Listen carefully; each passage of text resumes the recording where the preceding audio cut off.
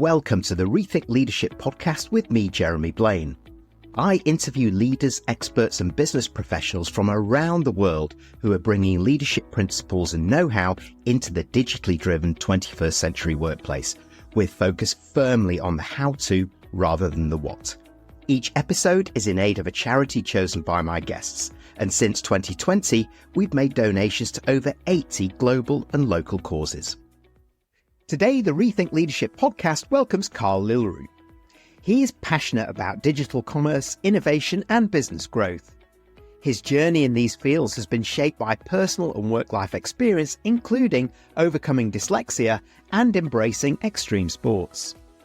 Karl firmly believes in the transformative power of AI and how it's reshaping the business landscape as we approach the 2030s. In fact, he's an awarded top 10 thought leader on AI and digital twins, as well as being named by global gurus as one of the top 30 best speakers internationally. We discuss how generative AI is redefining the business landscape, how it is being employed to fuel growth, and how AI is becoming a personal support engine for everyone, not just a few. This episode is in aid of the Yale Center for Dyslexia and Creativity, a research and advocacy center based at Yale University in the US, focusing on understanding dyslexia and its link to creativity. Karl, thanks very much for joining me. Please introduce yourself, your expertise, and the amazing awards you've been picking up. Yeah, thank you. And thank you for having me on the show. My name is Karl Lillrud, and I'm a professional speaker and helping companies realize and understand how to grow faster, and with that, how to make use of smart technology like artificial intelligence. But to me, what's the core of it all is innovation and innovation drive, and how we actually nourish that inside an organization.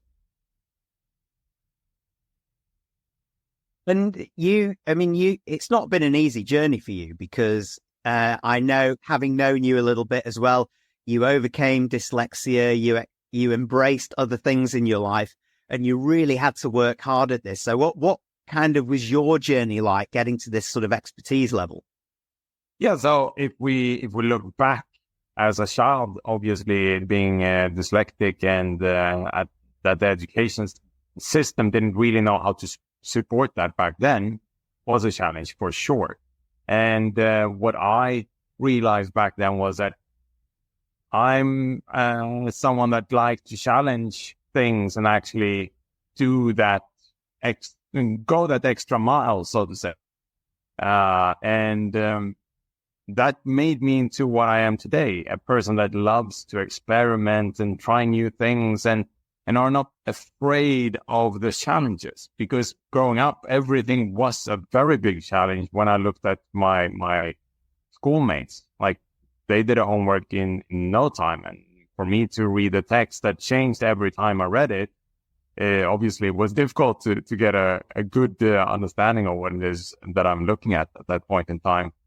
And for me to actually become an author was really outside my comfort zone. And today I published 9 books. So I sort of embrace these challenges as opportunities rather than breakers or blockers, as many other people might see them. And that is one of my core strengths today. And that is also something that I, as a speaker and mentor, really push on stage and to the people I work with. Like, you need to understand that the mindset behind our limitations is something that you can control. You have been recognized actually for your journey and your prolific writing, let's call it so, and your speaking. Just tell us about a couple of the latest awards that you've picked up. Yeah, so for the 3rd year in a row, I was actually just awarded as one of the top 10 speakers in the world, which is amazing and flattering, of course. It's not something that I can say myself, but I can just point at the award and say, people think this of me. And that's amazing for sure. I'm also been awarded as one of the top AI thought leaders in the world. And for many years, I've been seen as a great e-commerce expert on many different top lists of amazing e-commerce experts, because I've been working in the field of e-commerce for since 2000 and in 2000 and 2001, where I actually started to really operate in that space, and really seeing all the obstacles and limitations, and I was actually told by someone that I spoke to back then that internet is just a fly. This will never work. And I've been talking to people that say, like, yeah, we take orders by a cup of coffee. Like, yeah, but how is that scalable? So one of the layers of experience that I have is the hands-on experience, that I've seen everything evolve, and I've been challenging that evolutional progress in so many ways and trying to see what more can we do? What different steps does this consist of? And what is it that are just us being lazy? Because we are lazy. We are living in our comfort zone. That's where most people enjoy to live their life, and taking limited or no risks even. While I'm more of a person that feels comfort in the uncomfortable zone. That's where the fun stuff happens.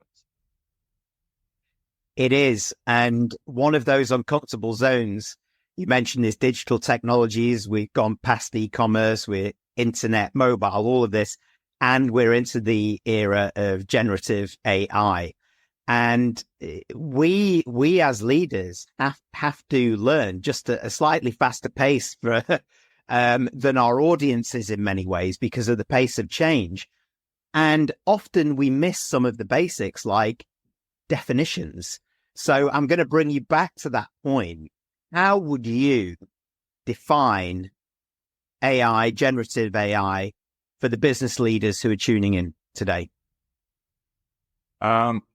First of all, AI is not another buzzword, because we've been seeing buzzwords like blockchain, big data, and all these things in between for a couple of years that have turned out not as buzzwords, but things that people really couldn't get their hands on and actually relate to and understand everything behind, and actually feel like, yeah, this is something that I'm part of now. The big difference with artificial intelligence is that it's something that is in everybody's interest. It adds value wherever you are, in whatever situations you are.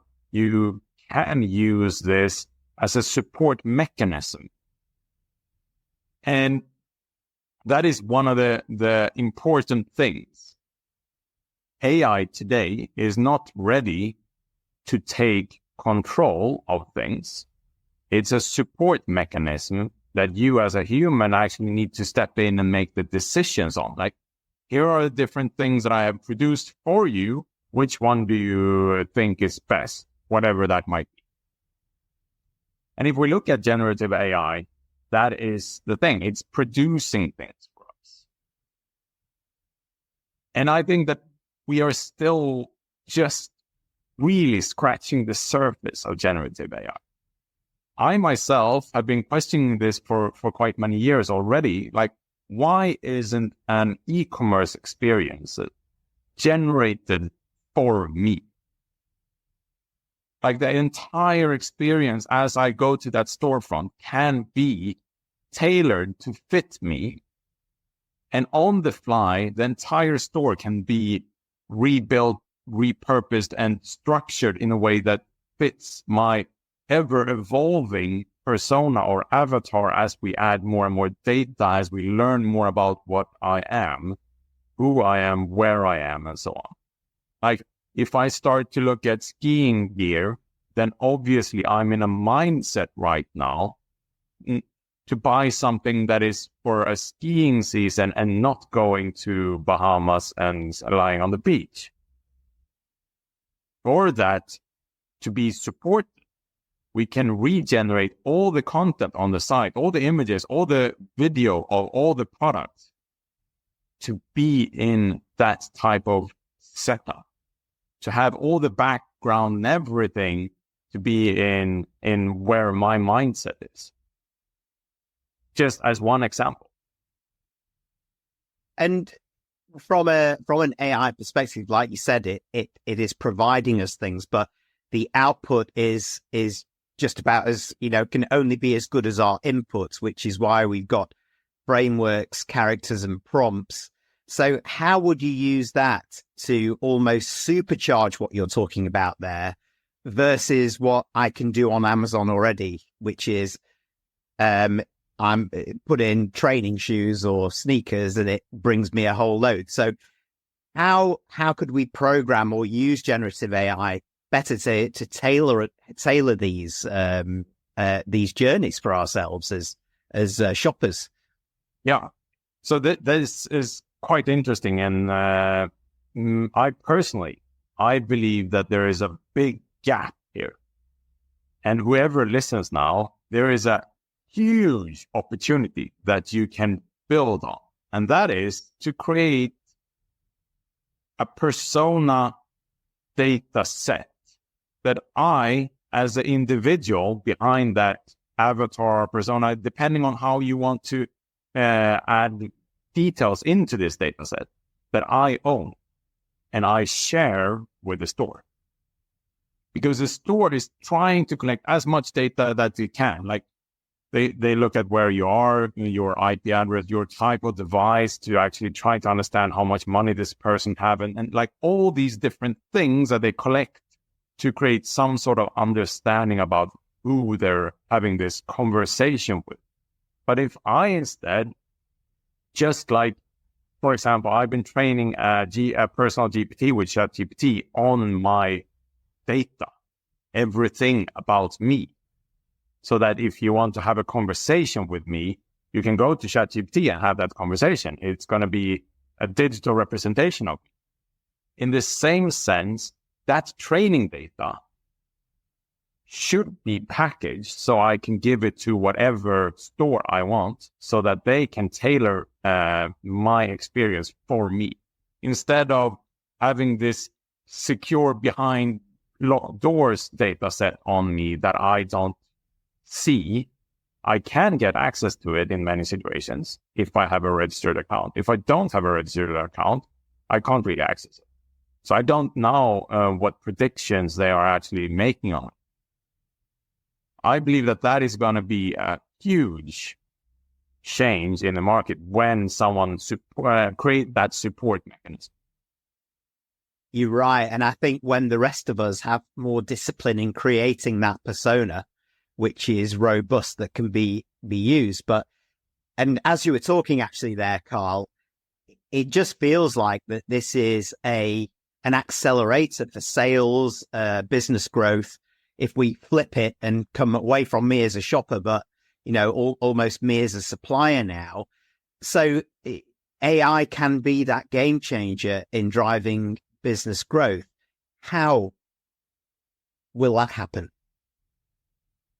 To start with,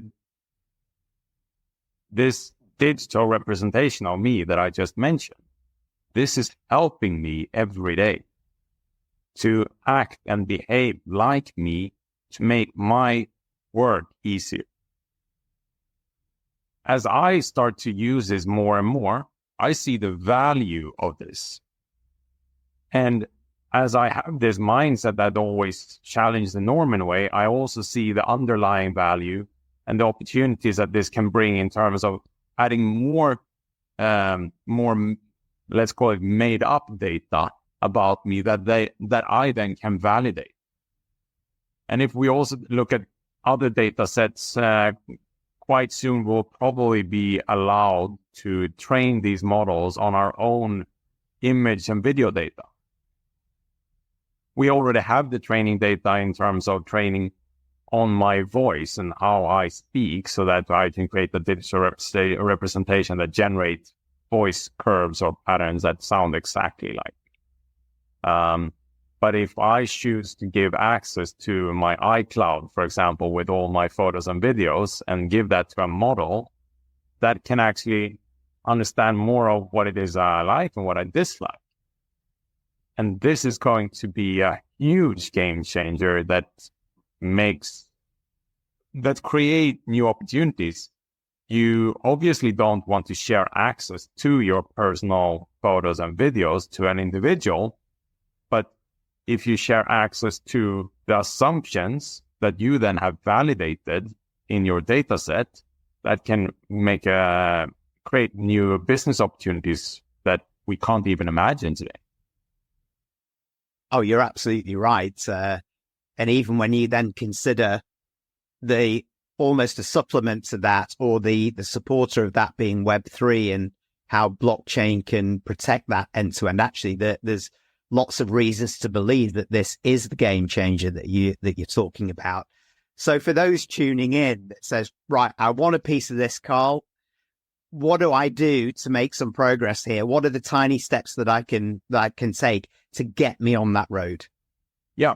So one tiny step, if this is new to you, is obviously you can get my latest book, which is totally free. So this is not a sales pitch. You can get it on karllillrud.com. It's called AI, Your Second Brain, Evolve or Go Extinct. It's basically a guidebook to get you started. It has loads of different tools and storytelling to make sure that anyone reading this book can understand about artificial intelligence.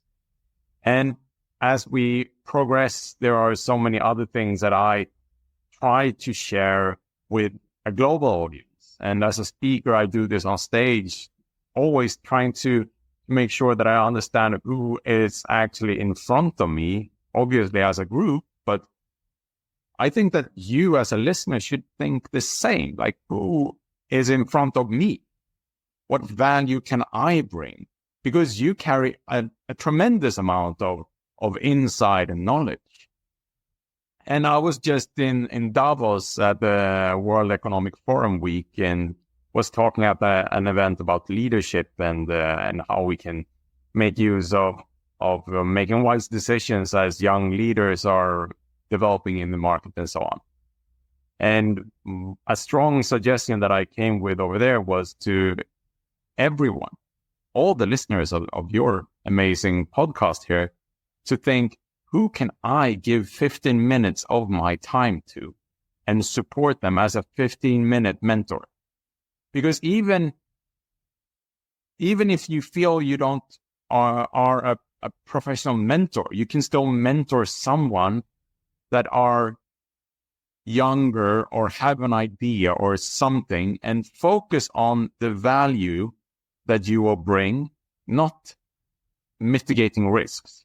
Support them in their vision and help them get a couple of steps closer to what it is that they envision. So, and as you mentioned there, Karl, it's www.karllillrud.com, which we'll put on the screen, and we'll put on the show notes as well to get hold of that free book. It sounds great to make some steps there to go to. And as you just said there at the end, not forgetting that human touch and that input, because it's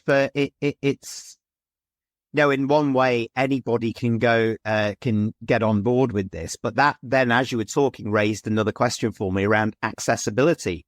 Is this for the few or is this for all of us? It is both. So there are an incredible amount of tools that are available free to start with. But then if you want to get a little bit better, a little bit faster, a little bit more qualitative responses and so on, many of these tools also have a paid upgrade like ChatGPT 4 and so on. If you look at Midjourney and many of these tools actually offer a little bit better if you are there for it and ready to pay for it.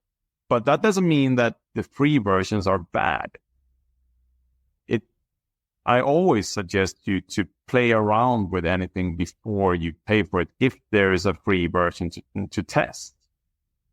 And to understand, like, how is this tool better than this other one? How why should I choose this model, this LLM over another LLM? Why should I choose to generate images using this tool or this tool? Can I try multiple models and see which fits me best? Do I want to make photos? Do I want to make art? Do I want to make characters for a game or so on? And it's all coming back to what we talked about before, the training data. If like one model might be trained on an amazing amount of art pieces, while another model is trained on just photos. If you ask the general public, you will see like, yeah, this is the best model. This is what you should use if you just do a Google search for it. But the response is not correct in that sense, because it depends on what you as an individual want to get out of it.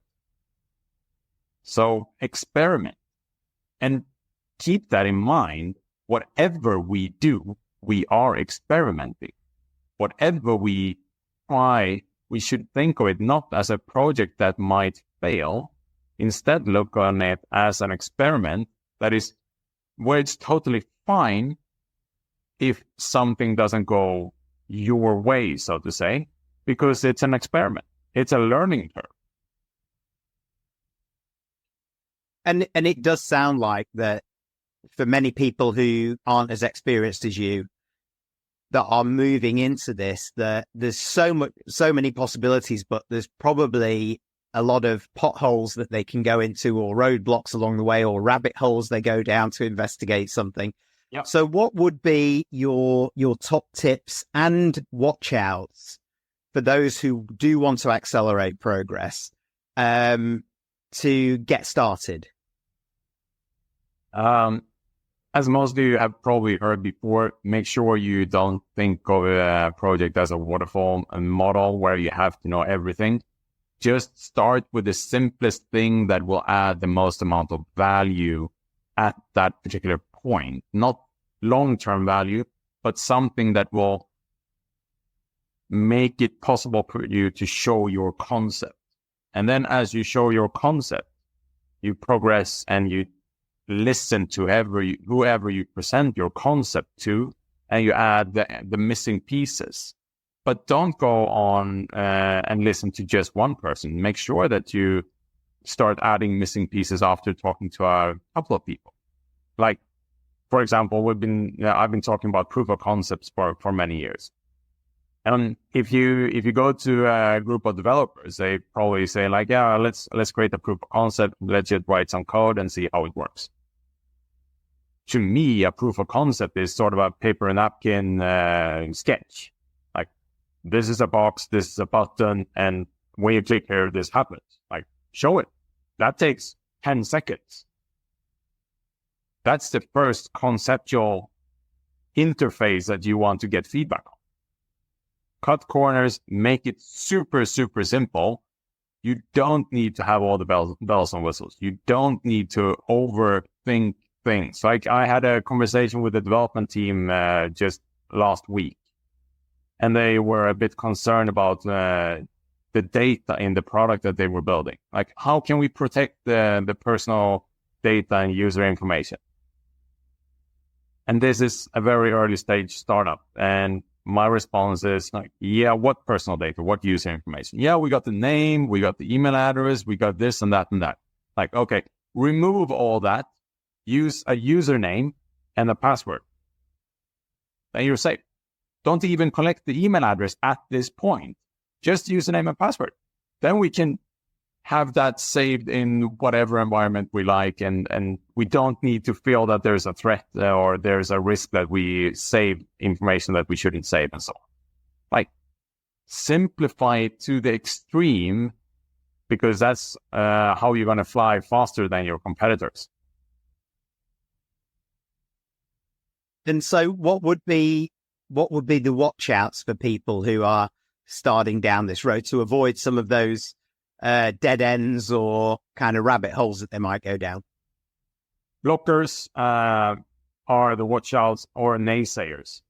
That's the big concerns that you need to manage or handle in one way or another. Like, whenever you get to a point where something says stop, or you can't do this, or this is a risk, of course, you should consider those things. But you should also consider that it's just a person that might feel like you're stepping outside their comfort zone. It doesn't mean that their opinion is correct. It's an opinion in most cases. At the same time, you also should consider, like, if I strongly believe in this and there is a blocker, then make sure that you come up with 10 different ideas of how to go around, go over, break that blocker or whatever. And then as you have those 10 things that you brainstormed, you choose which one or which 3 that you want to experiment with. Yeah, and I think reflecting back on the conversation, the word that you've used a lot here is experimentation. Be prepared to experiment, be prepared to fail a bit, be prepared to learn. That's ultimately what it is, that we need to learn this. I can recognize my own journey in this, actually, the amounts of failures that I've had in it and kind of learning how to do some of these things. You talked about it before, creating that persona. That took me a long time to kind of get to. We could talk for a long time on the hows and wherefores, and I'm sure that many of those tuning in will want to get in touch with you, Karl, continue the discussion, connect, do all those things. How do they do that, and how do they get hold of your books and all of your other services? The easiest way is by visiting my website, karllillrud.com, or to just go to Google and type in Karl Lillrud. Most probably you'll find the site, and then shortly after that you'll find LinkedIn. And LinkedIn is something that I use all the time. It's an amazing tool. The platform itself might need some upgrades, to be honest, and they are working on it, I'm sure, but it's not moving as fast as the rest of the world is. So LinkedIn or my website, and that's where you also find all my contact information. Well, plenty of food for thought for those tuning in for this episode. Generative AI is on everybody's lips so far. So, Karl, thanks for adding to that discussion and joining me today. Thank you. Thanks for tuning in to the Rethink Leadership podcast with me, Jeremy Blaine. Please like, comment, and support us on your favorite platform, and subscribe to our YouTube channel where you can watch as well as listen to each episode.